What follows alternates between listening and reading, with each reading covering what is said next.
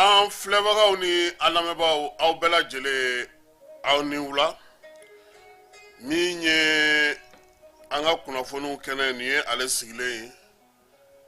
nɛgɛ kanɲɛ 18 ale bɛ monturu ɲuman bɛɛ la nin waati in na nɛgɛ kanɲɛ 18 o de bɛ Jani Point ML FM kumaso fana kɔnɔ Falajɛ yan wulada in na an na laseli kɛ aw ye min ye lamɛrikɛnkaw fɛ ye olu ka jamana ɲɛmaa n'o ye Joe Biden ye ko an na wuli ka jɔ kɛ yaasa min ye Gaza kɛlɛ n'o ye Palestine bombardeli ye k'o bɛ ban cogo min na k'a n'o laɲini kɛ Israelikaw ka premier ministre o bɛntɔ ma dɛ ko n'u ka furugu kɛ mun mana bɔ o kɔnɔna na an na o ɲɛfɔ Togokaw fana ye sariya sunba kura sɔrɔ u ka wasadon y'u bolo don la Usman Sonko ani Diomaye Faye ko bila ko tɛ nka yalama jɛ min na taa yɔrɔ jan wa ko kɛlɛ bɛ maaw fara ɲɔgɔn kan fala ye ko fanga bɛ maaw fara min ye Diomaye Faye ye ale kɛlen ka fanga ta kɛ kumaw bɛ ka caya nin waati na sababu la olu yɛrɛ ka laɲiniba tun ye minnu ye n'an ye dɔ kɛ maaw ta la an na dɔ fɔ an yɛrɛ ta la yan halisa maasinakaw bɛ kule la maa minnu bɛ yen ne olu fana ko u ma jɛ ni furancɛla fanga kunbanni ye tancogo la olu fana ye laɲini kɛ ka taa min ye sariya sunba la sa n'o sariya sunba so la sa n'o o ye calatigɛ jɛkulu min sigilen don an ka sariya sunba kɔ kunna n'o ye cour constitutionnelle ye o laɲini bɛ tali kɛ min na an na ɲɛfɔli kɛ aw ye o la kunnafoniw la kumaba o ye nin ye wulada in na M5 RFP ale fana tun bɛ laseli la n'o ye Sogɛli ka bolofara ye sabula a na kɛ ten sa o Imamu ka M5 RFP Malikura Sogɛli ka M5 RFP Sogɛli ka M5 RFP fala ye olu tun bɛ laseli la ko ka ɲɛfɔli kɛ maaw ye yaasa u bɛ se ka faamuyali kɛ cogo min na wuli ka jɔ minnu bɛ senna u bolo ani u yɛrɛ ka kow faamu cogo ye mun ye u ye u ta ɲɛfɔ yaasa maaw bɛ se k'u faamuya o kunnafonidiw kɛra sisan nin waati in kɔni na fala ye tɔnjɛkuluw caman wulilen don k'u jɔ min ye fasodenw ka tɔnw ye ka fara bɛrɛbɛrɛli tɔnw kan n'o ye parti politigiw ye ko furancɛla fanga kundama k'a ma bɛn o ma nka nin waati in na fana an ye min lakɔlɔsi o ye k'a fɔ ŋaniyaw bɛ ka siri maaw bɛ ka waleyaw ɲini labɛn yaasa furancɛla fanga a bɛ se ka senkɔrɔma don cogo min ni musaka ye jɛkulu fila olu kɔni tun ye numéro SMS'u bila sen kan ale ni banki kɔntiw nka an y'a ye k'a fɔ dɔgɔkun tɛmɛnen fala ye ORTM jabarani yɛrɛ la denmisɛnnin fitinin dɔw olu bɔra k'a jira k'a fɔ k'u ka récréation wari k'u y'o de tɔpɔtɔ ko k'o kɛ 5000 ye ko k'a di Asimi ma ko a bɛ se ka a yɛrɛ dɛmɛ cogo min an balimakɛ dɔ bɛ banabagaw fɛ yen ale ko k'ale ma da la n'o y'a sɔrɔ denmisɛnw ka waleya in k'a faamuyara kosɛbɛ koyi nka bamananw ka kuma an k'a to kɔnɔnin ka pan a tigi yɛrɛ tɛgɛ kɔnɔ. Salamu alaikum wa rahmatullahi wa barakatuh. Ne tɔgɔ Abubakar Sidiki Mayiga. Mɔgɔ caman bɛ wele ko Bajan. Ne ye Bananbaka ye. Actuellement n sigiyɔrɔ bɛnnen bɛ Bamakɔ ma. Alhamdulilahi rabbil alamin. Tile fila in na an ye ja dɔ ye o tɛ mɔgɔw ka jafilɛso kan. N'o de ye an balimamuso dɔ an b'a fɔ npogotigini fitinin dɔ ani OTM directeur général. A ye enveloppe dɔ di OTM directeur général ma. Enveloppe in an y'a ye 5000 de bɛ enveloppe in kɔnɔ. Ko ale n'a tɔɲɔgɔnninw ye u ka récréation wariw ka dɔɔni bɔ a la k'a fara ni ɲɔgɔn kan ka se ka bɛn 5000 de ma ka n'o di directeur général OTM ma ko a ka taa di Asimi Goïta ma ko o y'a olu ka dɛmɛ ye Mali filɛ lahala min kɔnɔ nin waati in na. Ne ko nin npogotiginin ye message dɔ de lase an bɛna lajɛ est ce que maliyɛnw ye message in faamuya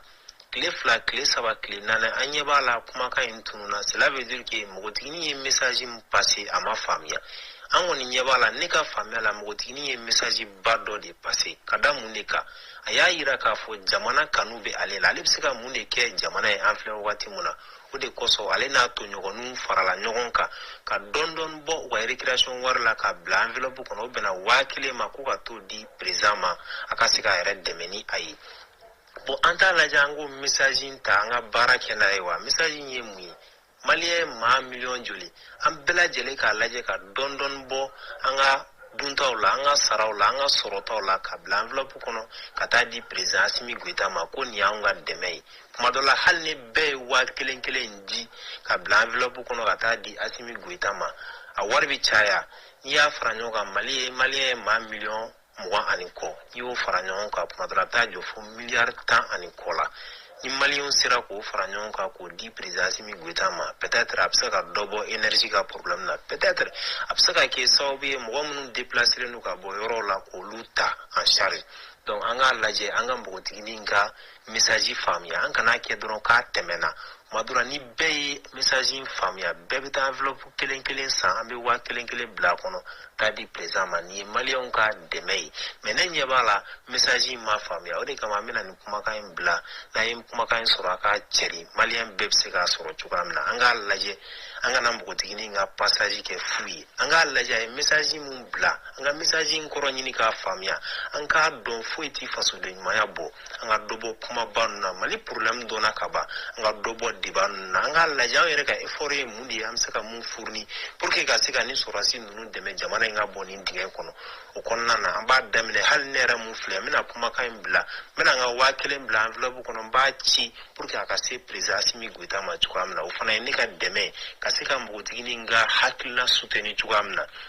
o kumana maliyɛnw an ka sabali an ka dɔ bɔ kuma in na an k'a lajɛ an bɛ se ka effort mun fourni maliyɛn ka ca dɛ an bɛɛ ka waa kelen kelen bila enveloppe kɔnɔ an k'a di o ka kɛ an ka dɛmɛ ye waati la waati min ka gɛlɛn nin waati na n dalen don a la n'i y'a fara ɲɔgɔn kan a bɛ sɔn ka jamana in bɔ dingɛ kɔnɔ mankan foli bɛ aw bɛɛ lajɛlen a balimakɛ mankan don Abubakar Sidiki Mayiga u b'a fɔ ma ko Bajan salamu aleykum wa rahmatulah wa barakatu. ayiwa Bajan kuma mɛnna nka fɛɛrɛ fana sigilen don sen ka fala ye ka SMS min ye maaw ye u bɛ se k'u ka message ci o fɛ ani minnu b'a fɛ ka fanga yɛrɛ dɛmɛ fana compte banque dɔ fana o fana sigilen don sen kan yaasa dɛmɛ a bɛ se ka don o kɔnɔna na cogo min na tile fila in na ka kɛ ni furancɛla fanga yɛrɛ kuncɛli ye an y'a ye k'a fɔ mɔgɔ caman bɛ yen tɔnjɛkulu la bɛrɛbɛrɛlitɔw na fasodenw ka tɔnjɛkulu la u wulila k'u jɔ k'a jira k'a fɔ ko min ye furancɛla fanga ye ko a yɛrɛ ye dan min sigi a ka ko la ka décret dɔ ta k'o bila sen kan k'o décret in ko o banna a mɛnna marisi kalo tile 26 k'o y'o ko kun forilen ye o hukumu kɔnɔna na sa sariyatigɛlaw n'o ye magistrats ye olu ka tɔnjɛkulu fila bɛ yen fɔlɔ o ye référence syndicale des magistrats ye association malienne des poursuivants et procureurs olu de wulila bi sɔgɔmada in na sa nɛgɛ kanɲɛ 8 tɛmɛnen ni miniti 40 ye ka taa cour constitutionnelle kɔnɔna na u b'a fɔ ma ko requête de constatation vide constitutionnel ko ani fana ko k'a jira k'a fɔ bi ko jamana ko tigi tɛ jamana na ko maa tɛ jamana kunna koyi ko jamanakuntigi ko a jɔyɔrɔ labilalen don ko olu na o laɲini kɛ k'o ta k'o ɲɛsin cour constitutionnelle maaw ma laɲini kɛra maa min fɛ sa o ye Cheikh Mohamed Sherif Kone ale ni Dramane Jara olu de ye sɛbɛn in fasiri ka taa da cour constitutionnelle la u y'a jira k'a fɔ k'olu ka wulikajɔ in kɛkun ye min ye k'o ye cour constitutionnelle a k'i jɔ a jɔyɔrɔ la yaasa hakɛ min fɔlen filɛ nin ye ɲɛ ka sɔrɔ a ko la k'u b'a ɲini cour constitutionnelle maaw fɛ u k'olu ka sɛbɛn ta k'a lajɛ u ka sɔn k'a minɛ u ka sɔn ka baara kɛ n'a ye u b'a ɲini cour constitutionnelle fɛ u ka don olu ka laɲini kɔnɔna na u k'a kalan kelen kelen u ye daluya minnu di ko cibaliw don a tɛ se ka wuli cogoya si la wa k'u b'a ɲini cour constitutionnelle fɛ ko jamana filɛ ne ka nin min kɛ nin ye ko sariya sɔsɔ don ko min ye sariya yɛrɛ kɔni ko k'a kɔn fo ka se a dan na wa olu yɛrɛ u na wuli ka jɔ kɛ ka ɲɛsin sariya so ma o de y'a to u nana cour constitutionnelle la Cheikh Mohamed Sherif Kone a ko ko olu kɔni taara sɛbɛn in da bi n'Ala sɔnna a ma cour constitutionnelle y'i bolo don a kɔrɔ k'a minɛ a n'a sɛgɛsɛgɛ wa a tɛna a sɛgɛsɛgɛ wa olu kɔni damiyalen don a la k'a fɔ ko u kɔni ye baara min kɛ ko o de ye nin ye min ye bɛrɛbɛrɛlitɔnw ye ADEMA PARENA M5RFI Malikura min ye yɛlɛma ye ka taa se CODEM ma ani RPM ninnu bɛɛ lajɛlen wulilen don k'u jɔ bi ko min ye furancɛla fanga ye kalo 24 n'o ye san 2 ye k'o banna k'u ka taa kalata la RPM yɛrɛ ko ka kalo fala ye su in na ka di n'Ala sɔnna a ma min bɛ nin ko bɛɛ kɔfɛ an na dɔn ɲɛfɔ maaw ɲɛna a ko la su in na nin ye kunnafoni kɛnɛ ye an tɛ se k'an da don fɛn caman na o la k'o fɔ mɔgɔw ɲɛna nka su in na an n'a ɲɛfɔ n'an bɔra yen an bɛ taa Masina kɔnɔna na Masinakaw y'a jira k'a fɔ bi ko degun bɛ olu kan ulu kɔni u dɛsɛlen do bi u kamana guwanen do u kɔnɔna fililen do u ka baganw bɛ suɲɛ ka na feere Bamakɔ yan u ka maaw n'u bolo mina olu bɛ ka dengu min ye ulu yɛrɛ kɔni t'a dɔn sa u bɛna na min kɛ u ka masina sigi la maa kelen bɛ yen o ye laseli kɛ ka ɲɛfɔli kɛ an ɲɛna degun min bɛ yen ani bamanciwale ni ɲugawale kabaw kanu ka degun min ta ka ɲɛsin u ma an ka jɛ an ka kamalen a yɛrɛ lamɛn a k'a lakali an ye. An bɛ kuma ni Mali fanga ye kɛrɛnkɛrɛnnenya masine bakɔ bolo fɛ u k'u kɔfilɛ an na Mali fanga ka kɔfilɛ an na tiɲɛ na an kamana guwalen do dɛ jarisiw bɛɛ k'i tiɲɛni min d'an kan tiɲɛ na an kamana guwalen do an kamana guwana dɛ u bɛ mɔgɔw fa u b'an ka baganw ta bagan ninnu ti taa yɔrɔ wɛrɛ yɛrɛ koyi bagan ninnu bɛ taa Bamakɔ fɛn tɛ k'i kɛ o la mugu bɛ k'i ci dugu la diɲɛ don o don fɛn tɛ k'i kɛ o la an kamana guwalen do fo ka taa dama tɛmɛ u k'a lajɛ u k'u kɔfilɛ an na dɛ an bɛɛ k'a mɛn ko kɛlɛkɛminɛnw bɛ yen k'a dilen do ka na kuyen sugu kun ye bi ye jarisiw taar'u da mɔgɔw ɲɛ mɔgɔ caman minɛ hali sisan an bɛ ɛri min na an tɛ kibaru dɔn an mɔgɔw la fɔlɔ dimanche jarisiw nana sayi u ye donso cɛ 3 fa mɔgɔw k'a lajɛ Mali fanga a y'a lajɛ a k'a kɔfilɛ an na dɛ sinon an kamana guwalen do bayangara kalayalen do masinɛ cercle kalayalen do commune tɛ masinɛ bi min kamana guwalen tɛ parce que jarisiw nana ka na an ka baganw cɛ k'an ka ɲɔw jinu kɔngɔ banna minɔgɔ banna fanga tɛ k'a ɲɛsin o ma tiɲɛna fanga k'a lajɛ parce que an kamana guwalen do an kamana guwana kojugu an yɛrɛ t'a dɔn an bɛ min yɛrɛ kɛ bilen kɔngɔ banna minɔgɔ banna taa yɔrɔ tɛ an na fana u kɛlen bɛ ka sira bɛɛ tigɛ an na sira bɛɛ tigɛlen do a k'a kɔfilɛ an na ni min filɛ ka kuma ne ye masinɛ cercle den an bɛ bɔ Sule commune na Sule commune yɛrɛ a dugu fankelen bɛɛ bɛnkan da ni jarisiw ye dɛsɛ fɛ e ye dɔ k'i bɛ mugu ci jarisiw nana ka na sira bɛɛ tigɛ i la i ka kisɛ banna e bɛ mun kɛ sisan i bɛ bɛnkan de ta n'u ye o sinon n'o tɛ kɔngɔ b'i fa i ka dugu la parce que i bɛ kulo bɔ ka dɛsɛ maa t'i ma gɛn maa t'a kɔfilɛ i la n'o kɛra i bɛ bɛnkan de ta ni jarisiw ye o dun filɛ nin ye o dun o tɛ taabolo ɲuman ye dɛ fanga fila tɛ ɲɛ jamana kelen kɔnɔ fanga fila tɛ se ka ɲɛ jamana kelen kɔnɔ parce que n'i ye bɛnkan da ni jarisiw ye i donna olu ka fanga kɔnɔ u b'u ka sariya de b'o la ka min kɛ n'u ye u b'o kɛ fanga fila dun tɛ se ka ɲɛ jamana kelen kɔnɔ fanga fila tɛ ɲɛ dɛ u bɛ wuli k'u jɔ u k'an dɛmɛ dɛ sinon n'o tɛ an kamana guwana o de kun do salamu alaikum. Ayiwa nin ye masinakaw ye fala ye ko degun b'u kan a kuma k'a bɛ dɔgɔkun daminɛ u bɛ ka u ka degun ko kuma fɔ n'Ala sɔnna a ma an b'a dɔn k'a fɔ armée fana bɛ baaraba min na a na nɔbɔ tile 2 in na kɔkan kibaruyaw la ko Bamakɔ tɛmɛnen san 2020 Wagadugu san 2022 min ye Ɲame ye san 2023 ko sisan ko tuuru sera Senegal de ma k'o ka bin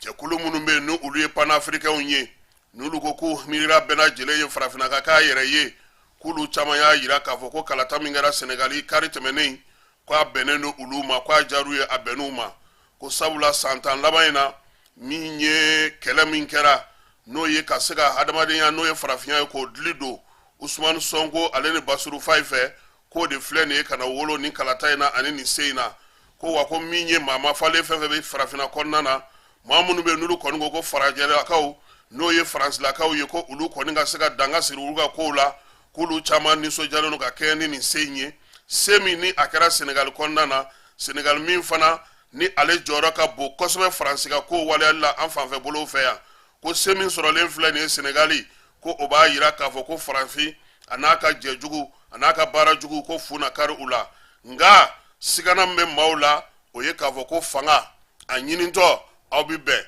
nka n'a sɔrɔla aw bɛ fara Sonko ani Faye k'u ka ko k'a kuntala bɛna taa fo yɔrɔ jumɛn don nataw ko o de bɛ se k'o jira maaw la kuma tɛ ko min ye Fayi ye ale bɔra ka kuma fɔlɔ minnu fɔ o ma jɛ farafinaka caman ye u y'a yira k'a fɔ a y'a yira ko min ye Mali Burkina ani Niger ye k'ale ni olu sasa ko k'olu lasegin u nɔ na CEDEAO kɔnɔ maa caman bolo a kun kan ka lamɛnni kɛ a kun kan ka ɲinini kɛ a kun kan ka faamuyali kɛ yana a kun ka o kuma in fɔ walima a kun ka to ni u ye kalikasiyɛ k'a bɛ fɔ min ma ko prestation de serment n'o tɛmɛna kuma min a kun ka ɲinili ka jɔ kɛ ka se ni jamana saba ninnu ma k'u fɛlaw dɔn u bɛ baaraw kɛ cogo min na ka se ka faamuyali k'a ko la k'o tun bɛ sɔn ka nɔgɔya kosɛbɛ nka ko a m'o kɛ a y'a ka kumaw dantigɛ dɔw fana y'a yira k'a fɔ ko na kɛ fɛɛrɛ ye fɛɛrɛ min n'o b'a to bi farajalakaw u n'a tɔpɔtɔ yaasa a ka fanga tali baara olu ka nɔgɔya a bolo n'an bɔra yen an bɛ taa laginɛkaw fɛ yen laginɛkaw fɛ yen u y'a yira k'a fɔ k'olu ka gouvernement maaw olu taara tile fila baara kɛ tile fila baara min u taar'o kɛ kan kɔnɔna na koyi u ka dugu min bɛ yen k'o ye Kalako ye premier ministre a n'a ka ministre k'u bɛɛ lajɛlen fara ɲɔgɔn kan ko ka d'u ka force spéciale maaw ma tile fila kɔnɔna na k'u bɛɛ ye tennin don min ye yiri yɛlɛ tɛ yiri yɛlɛ ye koko pan tɛ koko pan ye marifa ci ladege tɛ marifa ci ladege ye k'u y'u folonkoto ko k'a dɔn k'a fɔ ko ministre yɛrɛ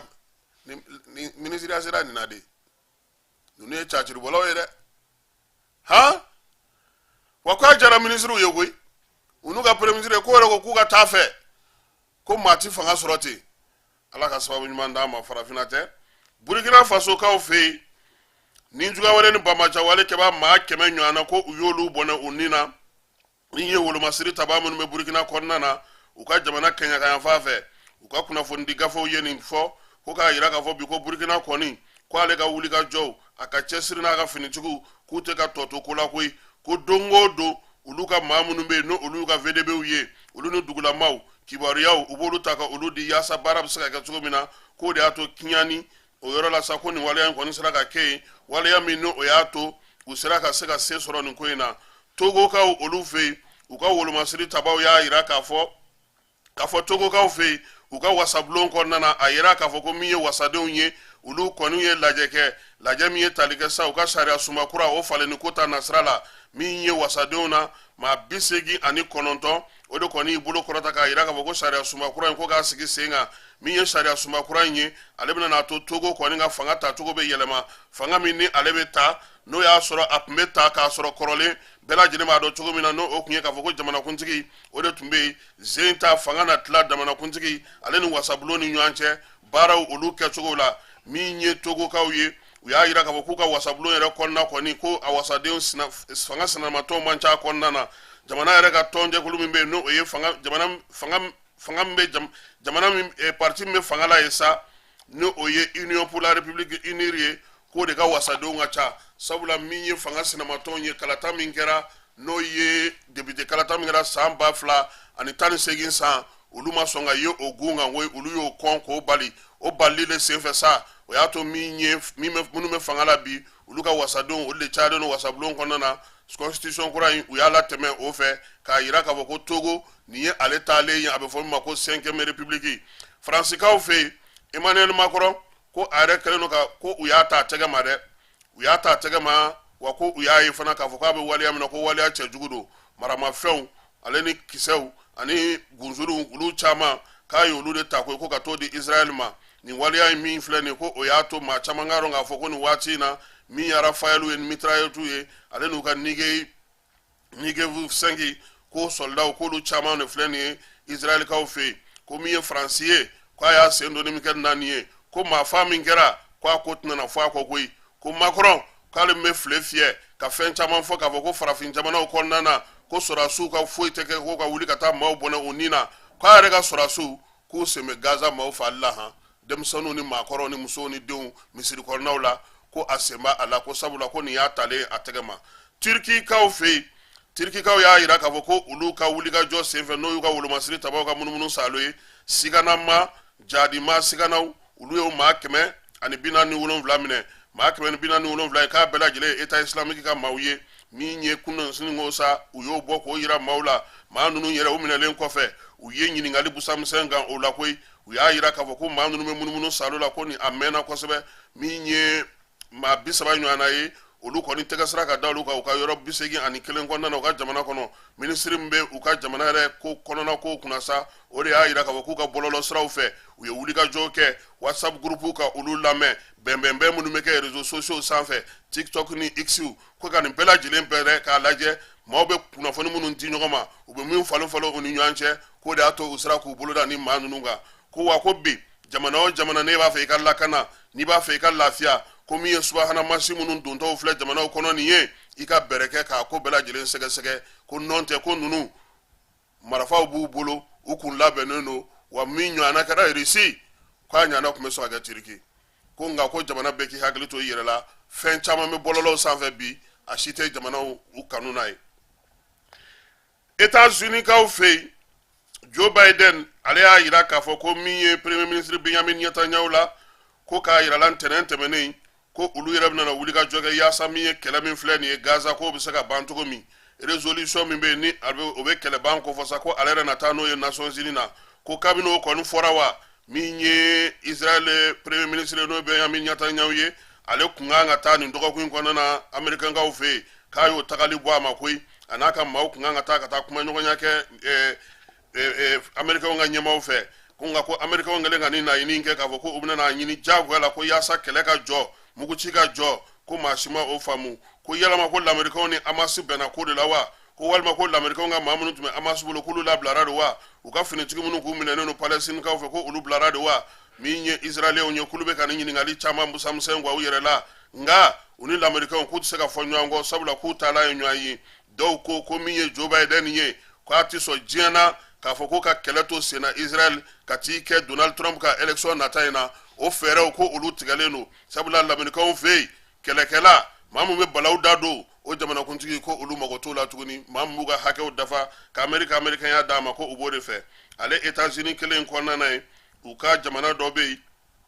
ni o ye Los Angeles ye Los Angeles u ka seko ni dɔnko tigilama dɔ bɛ u b'a fɔ ma ko Sim Cobbs ko ale kɔni minɛna ko anabaaw ka hakɛ to k'a binna musow caman kan min ye bingali in ye ko a kɛra a ka dagabana so dɔ de kɔnɔ koyi ko min ye Los Angeles kulu sanfɛla ninnu ko o so dagabana so minnu bɛ yen min ye kajibina waribatigibaw jamana yɛrɛ maa mafalen minnu t'u da yɔrɔ minnu na n'o ye Holby Hillsiw ye o kulu sanfɛlaw ko kamalen kɔni ko a ta tamandan kɛlen don n'a ye ɲuman fɛn fɛn ye a na bi o kan a dun fana tɛ maa dogolen koyi ko a dɔnnen don k'a sababuya kɛ ŋaara don seko ni dɔnko tigilama don min ye jabɔw la a bɛ olu caman na ko wa ko nin waati laban in na fana k'a ka so minnu fana bɛ Miami BBC ni NCB mɔgɔw y'a yira k'a fɔ k'o fana kɔnɔna na k'a yira la k'a fɔ k'a bɛ bin maaw k'a ye kamalen u ka sɔrɔdaso de wulilen filɛ nin sa ka taa sɛgɛsɛgɛli boloda k'u bolo d'a kan k'a fɔ ko a kan ka taa bila sariya ale ka bolo kan u y'a yira k'a fɔ ko maa min don k'a ni muso 4 a n'o de jɛra wa o muso 4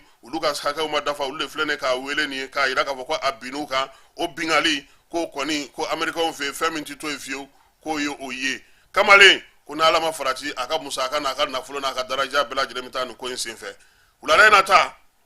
an t'o jɔ yan sabula su in na débat politique bɛ yen débat politique min kɛnɛ kan an kɛlen don ka wele bila Mohamed Diko ma min ye Musa Singo ka sifinw ka tɔn ɲɛmaa ye ale ye ko nin b'a balo ale ye mouvement social pour le renouveau olu fana ka sifinw ka ɲɛmaa ye ale ye ko yalama furancɛla démocratie san 33 tɛmɛnen kɔfɛ ko mun de bɛ se ka kɛ ni démocratie ye tuguni furancɛla fanga yɛrɛ kuntala jɔli mankan min bɛ senna nin ye ko maa bɛ se ka mun faamuya la baro bɛna tali kɛ o la nka yan'o cɛ kibaruya misɛn minnu mana sɔrɔ ani mun kan ka walawala maaw ye u ka se ka faamuyali kɛ kunnafoni dicogo ni kunnafoni kɛcogo la an ka jamana kɔnɔ an na dɔ fɔ o fana na fala ye k'i fo Keba Jalo ale ni min ye Amara Nuhu Keyita ye olu kɔni tun bɛ Maison de la Presse janjo la